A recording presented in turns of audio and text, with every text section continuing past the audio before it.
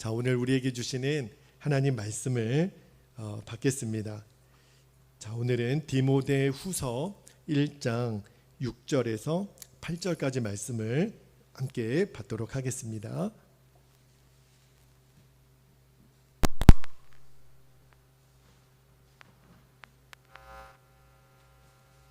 자, 디모데후서 1장 6절에서 8절까지 석절밖에 안 되니까 우리가 한 목소리로 같이 읽도록 하겠습니다. 시작. 그러므로 내가 나의 안수함으로 내 속에 있는 하나님의 은사를 다시 부릴 듯하게 하기 위하여 너로 생각하게 하노니, 하나님이 우리에게 주신 것은 두려워하는 마음이 아니요 오직 능력과 사랑과 절제하는 마음이니, 그러므로 너는 내가 우리 주를 증언함과 또는 주를 위하여 갇힌 자 된 나를 부끄러워하지 말고 오직 하나님의 능력을 따라 복음과 함께 고난을 받으라. 아멘. 아멘. 오늘 지난 이제 8주 오늘까지 이제 9주 동안 성령의 9가지 열매에 대해서 쭉 말씀을 나누어 왔는데, 드디어 오늘 이제 마지막 9번째 열매인 절제의 열매에 대하여 말씀을 나누도록 하겠습니다. 순서상으로 절제 열매가 9번째니까 우리들 생각에 좀 사랑보다 맨 끝에 있으니까 좀 작은 열매인가? 절대 그렇지 않습니다. 절제 열매도 엄청 큰 열매예요. 사실은요, 사랑부터 시작하여 절제 열매까지 9가지 열매가 다 똑같은 열매예요. 나는 죽고 예수로 사는 그 십자가의 복음이 결론되어진 사람들, 24시간 예수님을 바라보는 그 사람에게 주어지는 주님의 역사죠. 이제는 내가 사는 삶이 아닌 거예요.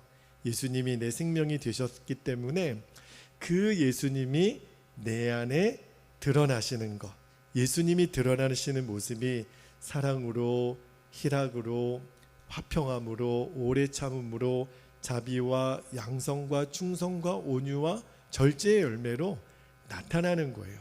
예수님이 드러나시는 거죠. 그렇게 9가지로 우리 주님이 표현되시는 거예요. 그게 바로 성령의 열매입니다. 그러니까 초점은요, 하나예요. 나를 통해서 예수님이 드러나시는 것. 예수님 그분이 사랑이시고 예수님 그분이 절제가 되시니까, 주여 나에게 성령의 열매가 맺어졌다라고 하는 것은 나를 통해 예수님 그분이 계속 드러나시는 것. 자, 그런데 오늘 이제 드디어 마지막 9번째 열매, 절제의 열매를 나누겠는데, 사실은 이 절제의 열매가 모든 성령의 열매가 맺어지는 과정을 가장 잘 나타내주는 열매라고 싶어요. 그러니까 절제가 뭐냐면, 한마디로 말하면 예수님이 나와 함께 계심을 믿으니까, 절제 열매가 뭐냐면 이제 내 마음대로 못 사는 거예요. 나는 이제 내 마음대로 살 수 없는 사람이 되었다. 이게 바로 절제입니다. 여러분, 인간의 본성 중에 제일 강한 본성이 뭐예요? 내 마음대로 살고 싶은 거잖아요. 말도 내 마음대로 하고, 먹는 것도 내 마음대로 먹고, 내 마음대로 하고 싶고, 가고 싶은 것도 내 마음대로 가고, 돈도 내 마음대로 쓰고, 우리들의 안에는 내 마음대로 살고 싶은 욕구가 있거든요. 그런데 성경은요, 내 마음대로 사는 것, 내 본성이 이끄는 대로 사는 것이 망하는 길이라고 말씀을 하세요. 여러분, 우리가 예수님을 구주로 영접했다, 예수님이 이제 내 안에 오셨다, 이 말은요, 이제는 더 이상 나는 내 마음대로 살 수가 없는 사람입니다. 이것과 똑같은 거예요. 그래서 여러분, 많은 사람들이 예수님을 영접하기 싫어하는 거예요. 왜냐하면 이제부터 내 마음대로 못 사니까. 여러분, 말씀 한 구절만 볼까요? 로마서 1장 28절에 보면 이렇게 말씀합니다. 또한 그들이 마음에 하나님 두기를 싫어하며 하나님께서 그들을 그 상실한 마음대로 내버려 두사 합당하지 못한 일을 하게 하셨으니, 그렇게 기록하고 있잖아요. 여러분, 왜 사람들이 마음에 하나님을 두기 싫어할까요? 이유는 뻔해요. 하나님이 내 마음에 있으면 내 마음대로 못 살거든요. 그러니까 내 마음대로 살고 싶은 거예요. 그러니까 하나님을 내 마음에 두기 싫은 거예요. 자, 여러분, 모든 성령의 열매가 마찬가지지만 이제부터 우리가 오늘 나누는 절제 열매의 핵심이 뭐예요? 저와 여러분 안에 이제부터 나는 예수님과 정말 함께 살기로 결단했나? 그죠? 예수님과 내가 정말 함께 살기로 결심을 했다면 그러면 이제 내 마음대로 못 사는 거죠. 이제는 모든 선택은 예수님 마음대로, 예수님이 원하는 대로 사는 거예요. 그게 바로 예수님을 영접한 거예요. 예수님을 믿는 거예요. 그리고 그 상태가 바로 성령의 9번째 열매인 절제입니다. 이제는 내 마음대로가 없어요. 주님 마음대로, 주님 뜻대로. 여러분, 에덴 동산에서 마귀가 아담과 하와를 마음껏 충동질합니다. 마귀의 충동질의 핵심이 뭐예요? 네 마음대로 해. 아니, 하나님이 왜 다른 건 다 허락하셔놓고 선악과만 못 따먹게 할 이유가 없잖아. 먹어. 네 마음대로 한번 해봐. 그게 마귀가 아담과 하와에게 충동질한 거예요. 너가 너의 인생의 주인이야. 마음대로 먹어. 괜찮아. 결국 어떻게 됐죠? 선악과를 먹고 이제 원죄가 우리 안에 들어옵니다. 인간에게. 우리가 아담의 후손이라는 증거가 뭐냐면 지금도 우리의 육신의 본성은요, 내 마음대로 하고 싶어요. 내 마음대로 먹고, 내 마음대로 보고, 내 마음대로 입고, 내 마음대로 시간 쓰고, 내 마음대로 돈 쓰고. 누가 뭐래? 자유잖아. 내 마음이지 뭐. 그러나 그게 망하는 길이라는 거를 모르는 거예요. 이게 옛자의 본성이거든요. 여러분, 제 인생도 잘 돌아보건대 여러분도 여러분의 인생을 한번 잘 돌아보세요. 우리들의 인생이 왜 힘든 줄 아십니까? 그때 어느 순간에 내가 그 말을 해서는 안 됐는데, 내가 그 일을 해서는 안 됐는데, 내 마음대로 그 사람을 만나서는 안 됐는데, 내 마음대로 그 장소에 가서는 안 됐는데, 끝내 내 마음대로 말하고 내 마음대로 행동하고 내 마음대로 만나고 내 마음대로 갔기 때문에 지금 내 인생이 불행한 거예요. 우리들의 인생의 모든 문제는요, 다 내 마음대로 선택한 결과입니다. 그래서 제 마음에도 그때 그 말 안 했으면 얼마나 좋았을까? 내가 그 사람 안 만났으면 얼마나 좋았을까? 내가 그 일을 안 저질렀으면 얼마나 좋았을까? 얼마나 후회가 막심한지 몰라요. 지금도요, 마귀는 저와 여러분 안에 네 마음대로 살아. 누가 뭐래? 너가 너 인생의 주인이잖아. 하고 싶은 대로 말하고 화내고 싶은 대로 말하고 있는 대로 다 해. 그게 마귀가 우리에게 지금 역사하는, 그거를 가리켜서 성경이 육신의 욕망이라고 말하는 거예요. 여러분, 그동안 내가 왜 인생을 잘못 살았나? 다 이거예요.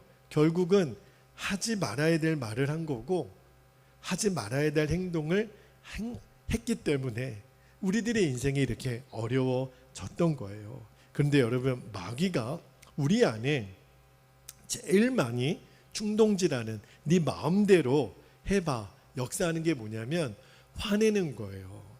여러분, 우리는 화낼 때 말입니다, 상대방이 나를 화나게 만들어서 화냈다고 생각해요. 그래요, 안 그래요? 내가 이유 없이 화내요? 우리는 다 상대방이 원인 제공을 했다고 생각하니까 내가 화내는 거를 당연하다라고 생각하잖아요. 속고 있는 거예요. 자, 말씀 한 구절만 볼까요? 에베소서 4장 26절 27절 한꺼번에 좀 읽어볼게요. 26절에 분을 내어도 죄를 짓지 말며 해가 지도록 분을 뿜지 말고 마귀에게 뭘 주지 말아요? 틈을 주지 말라. 여러분, 우리는요, 화낼 만하니까 화낸 거지 라고 생각하는데 아니라는 거예요. 오늘 말씀에 보니까 사실은 내가 화내는 일은 누구에게 틈을 준 거예요? 마귀에게 틈을 준 거예요. 다시 말하면 화낼 만해서 화내는 게 아니라 마귀에게 내가 틈을 준 거예요. 그래서 화를 내는 거예요. 그러니까 우리가 이러한 영적인 분별이 안 되면 억울해요. 저 사람이 나를 원인 제공했잖아요. 봤잖아요. 저 사람 때문에 내가 화내는 거라고요. 속는 거라니까요. 우리가 이 영적인 분별을 못하면 다 넘어져요. 그러니까 내가 하고 싶은 대로 말하고 하고 싶은 대로 화내고, 그런데 주님 앞에서 이 마음을 딱 정리하는 것, 이게 바로 절제예요. 여러분, 절제가 뭐예요? 한마디로 말하면 화낼 만한 순간에, 내 마음대로 하고 싶은 그 순간에 예수님을 바라보는 거예요. 마귀는요, 각본이 있어요. 지금 딱 이 미끼를 던져주면 지금 딱 화낼 시간이고, 딱 이런 쓸데없는 말을 할 시간이고, 죄 짓는 행동을 할 시간이라는 거를 마귀는 각본이 있다니까요. 그런데 딱 그 순간에 우리가 이제는 알아야 돼요. 지금 내가 마귀에게 틈을 줬구나. 내 생각으로 하지 말아야 될 말, 하지 말아야 될 일, 해서는 안 될 분을 내는 거, 지금 마귀에게 내가 틈을 줬구나. 얼른 그때 주 예수님을 바라보는 것, 그게 바로 절제예요. 항상 다윗처럼 항상 내가 여호와를 내 앞에 모심이요. 여러분, 우리가 어떤 권위자만 있어도요, 내가 존경하는 목사님이나 집안의 어르신이나 내가 사람들만 옆에 있어도요, 어지간한 일은 다 참습니다. 그죠? 어떻게 내가 막 화를 내요? 어지간한 일은 다 절제가 됩니다. 왜 그렇지요? 그 사람들을 의식하니까. 동일하게 매 순간 예수님을 의식하는 거예요. 주님 함께 계시죠? 그래서 저 화 못 냅니다. 그게 바로 절제예요. 주님이 내 앞에 계시니까. 여러분, 우리 가정 안에서, 우리 교회 안에서 일어나는 모든 문제도요, 사실은 다 내가 주님을 의식하지 않아서 그래요.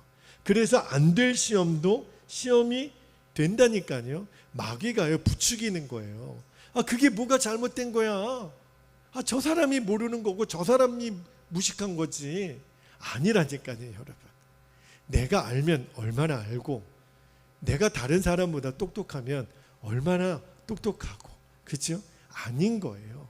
마귀에게 우리가 자꾸 틈을 주니까, 그러니까 마귀가 계속 우리들 안에 이간질로 역사하는 거예요. 틈만 안 주면 돼요. 그때 어떻게 하면 돼요? 얼른 주님 바라보는 거예요. 주님이시지요. 그게 바로 절제예요. 그런데 여러분, 절제는요, 꼭 나쁜 일만 하지 않는 것인가? 꼭 그렇지도 않아요. 어떤 경우에는 절제는요, 좋은 일, 내가 원하는 이거는 뭐 누가 흠잡을 만한 일은 아니에요. 근데 그때도 주님 하지 말라 그러면 절제할 수 있어야 돼요. 예를 들면 사랑도 그렇습니다. 여러분, 사랑은 마음껏 해야 되잖아요. 그런데요, 사랑도 하나님의 다스림 가운데 있어야 그게 온전한 사랑이에요.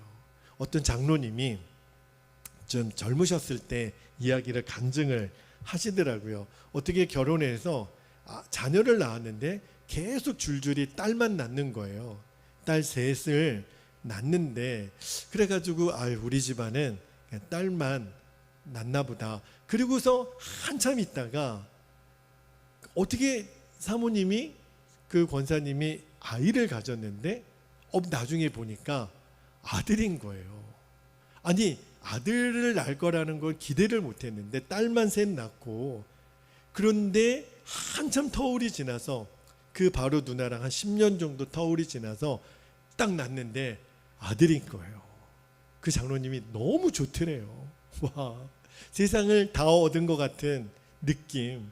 그래가지고 그때부터 아들이 태어나니까 얼마나 좋은지, 내 삶의 모든 순간에 아들밖에 안 보이는 거예요.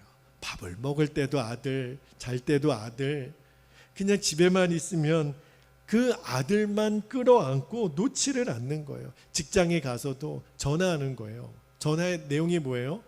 사모님하고는 뭐 얘기할 게 없어요. 아들 잘 있냐고, 아들 뭐 먹었냐고, 아들 오늘 똥 쌌냐고. 그게 뭐가 궁금한지 직장에 가서도 10분마다 전화하는 거예요. 그러니까 온 가족들이 배신이잖아요.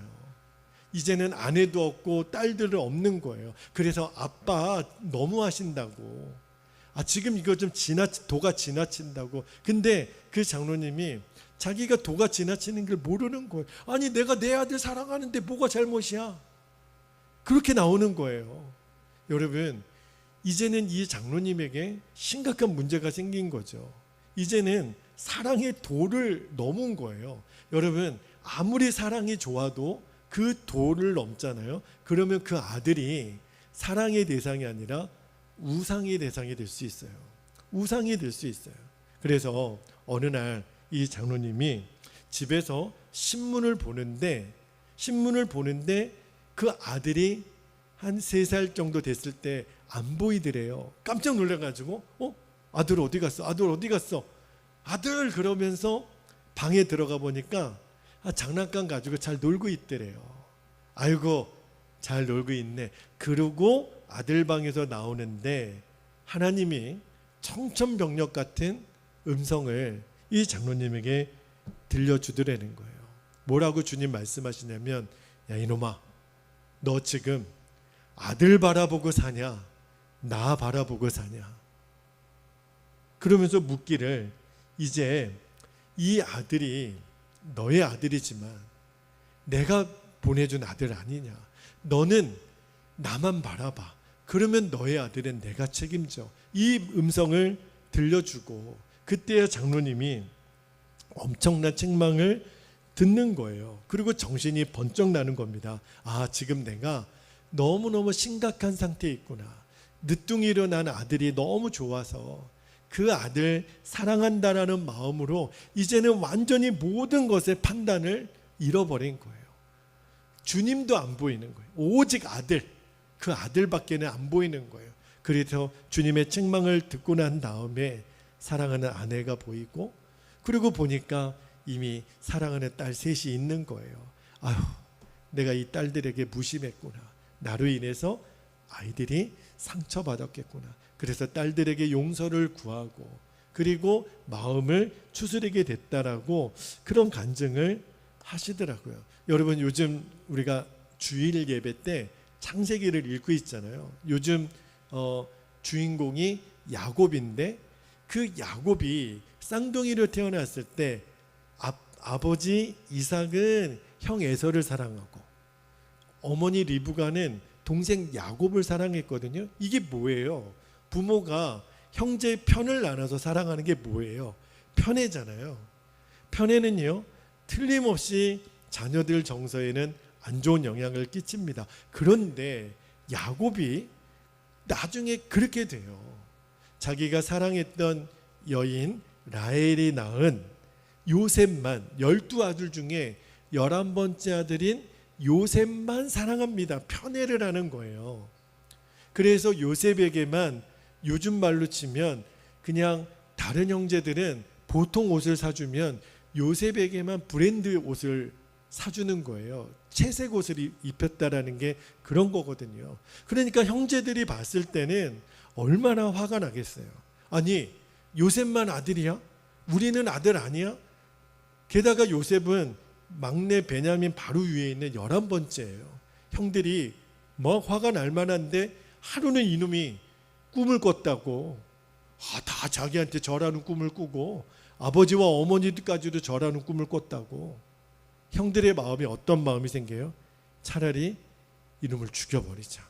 결국은 그 편애 때문에, 그러니까 사랑도요, 절제된 사랑이 아니면 형제들 간의 살인과 또 모함까지 이런 일이 일어나게 된다고요. 그러니까 아무리 사랑이 좋아도요, 하나님의 다스림을 받지 않는 사랑은 이런 문제가 생겨요. 그러므로 가장 안전한 길, 가장 완전한 길이 뭐죠? 항상 주님이 나와 함께 계시다라는 것을 의식하는 거예요. 그게 바로 절제예요. 거기서 나오는 게 사랑이고, 거기서 나오는 게 화평이고 희락이고 절제예요. 여러분, 절제라고 하는 이 열매, 그리고 나머지 모든 열매가 다 동일해요. 주님이 나와 함께 계신 것을 철저하게 의식하고, 무슨 말이든지 무슨 행동이든지 나는 주님 앞에서 한다. 그러면 마귀가 나에게 틈으로 역사를 못해요. 그러면 더 이상 내 말과 내 행동이 내 주변에 있는 사람에게 시험거리가 되지 않고 은혜거리가 돼요. 축복거리가 돼요. 어쩌면 이렇게 말과 행동이 은혜가 넘치나요? 왜 그렇죠? 내가 지금 나와 함께 계시는 주님을 의식하니까. 그래서 한마디 말을 해도 행동을 하나 해도 주님이 흘러가는 거예요. 그러니까 선한 영향력이 끼쳐지는 거죠. 이 절제의 열매, 마지막 열매가 저와 여러분에게 충만히 맺혀지기를 축복합니다. 자, 이제 9가지 열매를 다 나눴어요. 그런데 이 9가지 열매를 이제 정리하면서 마지막 한 가지만 저와 여러분이 마음에 좀 새겨야 될 것이 있어서 그것만 좀 나누고 기도하기를 원하는데, 제가 9가지 열매를 나누는 동안 매번 했던 이야기예요. 핵심이 뭐냐면 절대로 성령의 열매를 내 노력으로 내 의로 맺으려 해서는 안 됩니다. 그러면 맞은철의 열매가 되는 거예요. 그런 열매 없습니다. 성령의 열매는 성령님 그분이 맺어주시는 열매이기 때문에 성령의 열매예요. 내 노력으로 맺어지는 열매는 없습니다. 여러분, 그 러시아의 그 문호, 그러니까 대표적인 작가 중에 제일 유명한 사람 한 사람 대라 그러면 누굴 얘기하겠어요? 톨스토이 얘기하겠죠. 그분이 썼던 그 소설 중에 대표적인 게 전쟁과 평화, 사람은 무엇으로 사는가, 그리고 부활. 정말 톨스토이의 책들은요 얼마나 기독교 정신으로 정말 이렇게 충만한지, 그냥 다 은혜가 되는 책들을 그분이 많이 쓰셨는데, 근데 문제는요 톨스토이 안에 결정적인 문제가 하나 있었습니다. 그분은요 인생의 마지막이 너무너무 비참했어요. 왜 그랬냐면 그분은 경건했지만 너무너무 지나칠 정도로 금욕주의자였습니다. 다시 말하면 내가 믿는 하나님을 우리 바리새인들이나 율법학자들처럼 하나님 말씀을 지키는 것, 다시 말하면 내 노력, 내 의로 하나님을 알아간다라고 그는 생각했어요. 그러니까 모든 사람을 판단하는 기준은 율법적이에요. 그러니까 너무너무 자기 자신을 피곤하게 만들고 주변에 있는 사람들도 다 어렵게 만들었습니다. 그래서 결국은 톨스토이가 마지막에 어떻게 죽는지 아십니까? 가정은 다 깨지고 가족들은 다 뿔뿔이 흩어지고 이 사람이 나중에 노숙 생활을 하다가 결국은 길거리에서 얼어 죽습니다. 객사를 해요. 많은 사람들이 톨스토이의 마지막을 모르시더라고요. 그가 이렇게 비참하게, 그러니까 계속해서 내 노력으로 내 의로 하나님 그분을 알아가려고 하다 보니까 안 되는 거예요. 원래 안 되는 일을 시도했기 때문에 그는 나중에 자살을 꿈꿉니다. 그래서 집안에 있는 사람들이 끈이란 끈은 다 없애버렸어요. 왜냐하면 톨스토이가 자살할까 봐. 그 정도로 톨스토이의 마지막이 너무너무 힘들었어요. 그러니까 여러분, 성령의 열매도요, 내가 사랑의 열매를 맺어야지, 기쁨의 열매를 맺어야지, 절제의 열매를 맺어야지, 그러면 더 안 돼요. 여러분, 톨스토이처럼 내가 성령의 열매를 내 힘, 내 의, 내 노력으로 맺으려고 하잖아요. 그러면 사람이 무서운 사람으로 바뀝니다. 여러분, 내 노력으로 돼도 문제예요. 그러면 노력으로 안 되는 사람은 다 정죄할 거 아니에요. 노력했어? 사랑 돼보려고 노력했어? 절제 열매 맺어보려고 노력했어? 사람이 무서운 사람으로 바뀌는 거거든요. 안 되는 일을 시도했을 뿐더러 자기 자신을 너무 비참하게 만들었어요. 그런데 여러분, 러시아의 동시대에 톨스토이 말고 대표적인 문호가 한 명이 더 있습니다. 그분이 누구냐면 도스토옙스키예요. 이분이 쓴 책도 유명한 책들이 있는데 제가 조금 후에 말씀드릴게요. 근데 이 도스토옙스키는요 톨스토이랑 전혀 반대의 사람이었어요. 젊었을 때 술, 도박, 완전히 엉망진창의 삶을 살았던 사람이었거든요. 게다가 반정부 단체에 가입해서 시위를 하다가 결국 붙잡혀서 종신형을 받습니다. 그러니까 사형 선고를 받아요. 먼저 사형 선고를 받고 이제 사형을 집행하는 날을 기다리다가 이제 받들어 총하고 이제 사형 당하는 그날에 이제 러시아의 황제의 칙령이 날아옵니다. 사형은 멈춰달라는 거예요. 그리고 그 사형이 바뀌어서 이제 종신형으로 무기징역으로 바뀌죠. 그래서 정말 극적으로 죽음의 문턱에서 이 도스토옙스키가 살아나요. 그리고서 어떤 형을 받냐면 저 시베리아의 강제 수용소로 끌려갑니다. 그런데 누가 이 도스토옙스키에게 선물을 하나 줘요. 시베리아로 끌려가기 전에 뭘 주냐면 성경책 한 권을 줍니다.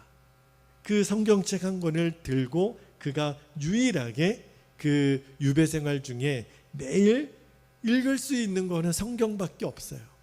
그래서 신약 성경을 수십 번, 수백 번, 수천 번을 읽습니다. 읽을 게 그거밖에 없으니까. 그런데 그 성경을 읽다가 도스토옙스키가 예수님을 만나요.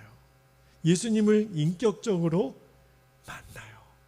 그리고 기적적으로 그가 이제 종신형에서 형량이 10년으로 감형이 되어서 풀려납니다. 그리고 그가 나중에 풀려나면서 뭐라고 유명한 고백을 했냐면 이런 고백을 했어요. 누군가 내게 예수 그리스도의 가르침이 진리가 아니라고 증명한다고 하더라도 나는 여전히 진리가 아니라 예수 그리스도를 믿을 것이다. 이 얘기를 했어요. 다시 말하면 도스토옙스키는요, 예수님을 율법적으로 만나지 않았어요. 그는 성경을 읽다가 지금도 예수님은 성경 속에만 계신 분이 아니라 지금도 나와 함께 계시는 분, 지금도 나를 사랑하시는 분, 나와 인격적인 교제를 나누신 분이라는 것을 도스토옙스키가 알았어요. 그리고 다음에 이제 러시아에 혁명이 일어납니다. 그리고 공산주의가 러시아를 장악하게 되죠. 그래서 성경을 다 불태우고 성경은 거짓이고 교회는 문을 닫고 목사님들은 다 이제 감옥에 갇히고, 그때에 그 모든 공산주의가 무섭게 장악하고 있는 그때에도 하나님은 살아계시다 라고 러시아 사람들이 믿을 수 있게 된 원인이 뭐냐면 이 도스토옙스키가 쓴 책들 때문에, 그가 쓴 소설 때문에, 성경은 읽지는 못하더라도 도스토옙스키가 쓴 그 글을 보고 사람들이 믿음을 지켜냈다라는 거예요. 그 대표적인 책이 뭐죠? 죄와 벌이에요. 그리고 까르마조프의 형제, 이런 작품을 통해서 계속해서 러시아 사람들에게 믿음이 전수가 된 거예요. 이유는 하나예요. 도스토옙스키는 예수님을 인격적으로 안 거예요. 여러분, 이제 우리가 성령의 열매를 마무리하면서 우리도 꼭 기억하는 것은 예수님을 인격적으로 알아야 이 톨스토이처럼 율법주의 너무너무 무섭습니다. 우리가 가정 예배 때마다 복음서를 읽어보면 와, 율법학자들, 바리새인들은 너무너무 무서워요. 우리 그렇게 되면요, 사람들은 너무너무 무서운 사람이 됩니다. 삶에서 성령의 열매가 나올 수가 없어요. 자기 자신을 죽이고 다른 사람들을 죽이게 되죠. 여러분 꼭 기억하셔야 돼요. 나를 통해 성령의 열매가 맺어지는 사람은 딱 한 사람이에요.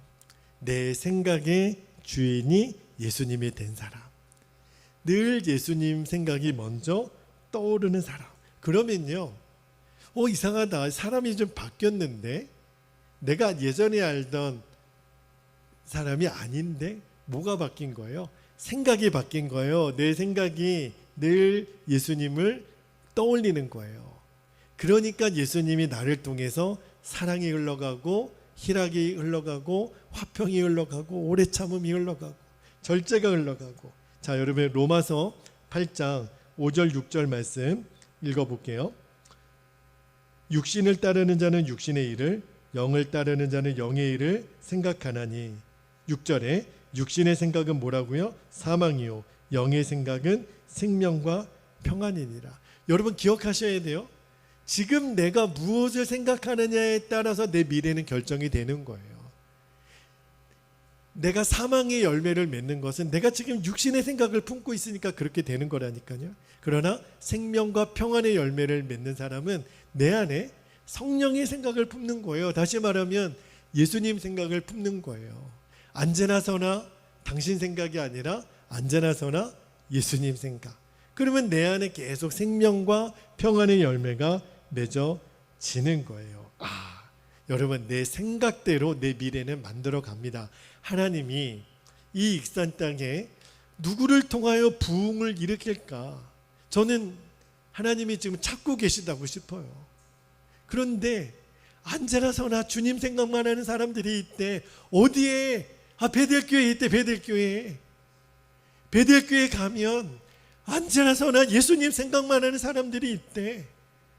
그래서 그 사람들의 말을 들어보면 그냥 예수님 생각 때문에 함부로 말 못하고 함부로 행동 못하는 그냥 절제가 몸에 밴 사람들이 있대. 주님이 주목하시는 거예요. 내가 부흥을 일으킬 하나님의 사람들이 있구나. 여러분, 고린도후서 10장 4절 5절 한번 읽어볼게요. 고린도후서 10장 4절 5절에 보면 4절에 우리의 싸우는 무기는 육신에 속한 것이 아니요 오직 어떤 견고한 진도 무너뜨리는 하나님의 능력이라. 모든 이론을 무너뜨리며 5절 하나님 아는 것을 대적하여 높아진 것을 다 무너뜨리고, 그 다음이 중요합니다. 모든 생각을 사로잡아 그리스도에게 복종하게 하니. 여러분, 모든 생각을 사로잡아 예수님께 복종하게 하라. 이게 무슨 말이에요? 여러분, 복종은 누구에게 하는 거예요? 왕에게 하는 거거든요. 예수님 나의 왕이십니다. 이 말은 내 생각은 예수님께만 복종합니다. 할렐루야. 이 생각만 하면 돼요. 그러면 진짜 엉망진창이 될 일도 주님이 딱 그 앞에서 막아주시는 거예요. 마귀가 우리를 틈을 비집고 들어와서 무서운 시험에 무너뜨리려고 하는 것도요, 내 생각을 복종시켜서 예수님께로 나아가면 예수님 나의 왕이십니다. 그러면 마귀가 더 이상 내 안에 역사할 수가 없어요. 내 생각을 예수님께 복종시킬 줄 아는 사람, 그 사람을 통해서 예수님이 하셨습니다. 주님이 하셨습니다. 그 고백과 간증을 듣게 하세요.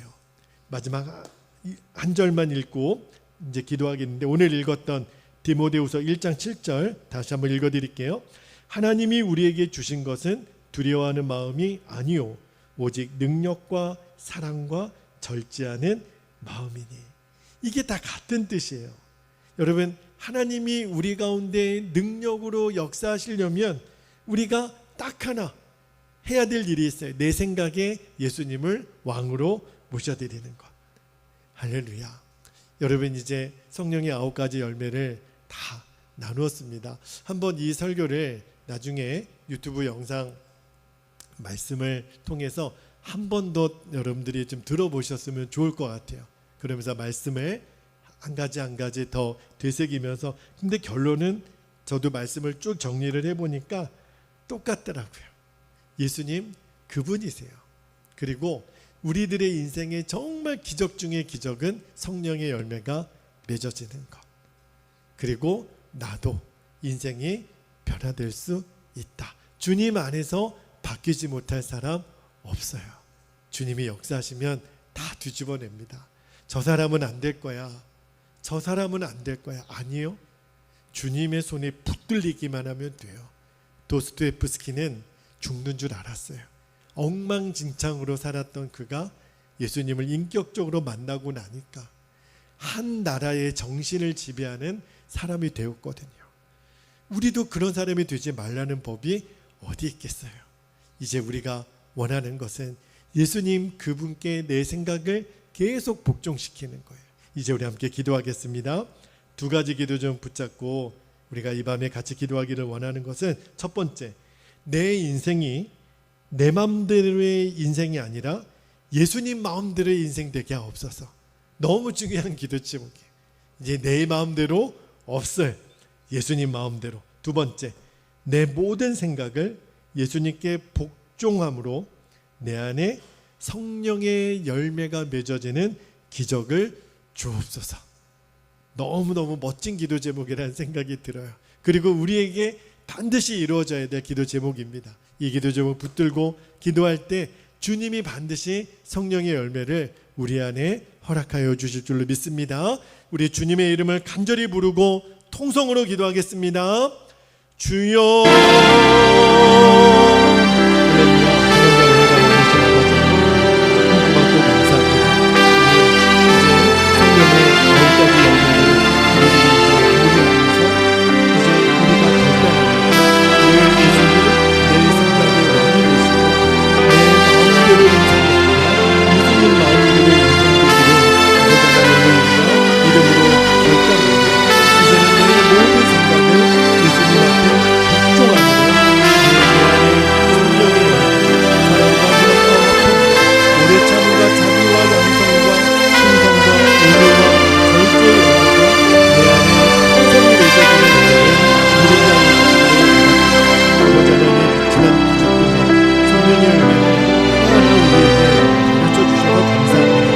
결국은 우리들의 인생이 달라지고 내 성품이 달라지고 내가 바뀌므로 내 가정이 달라지고 내 교회가 달라지고 직장이 달라지고 학교가 달라지고 주님은 나를 통해 하나님의 살아계심을 드러내는 하나님 도구로 우리를 쓰시려고 이 말씀을 듣게 하신 줄로 믿습니다. 이제 예수님만 믿으면 충분한 이제 믿음의 사람들로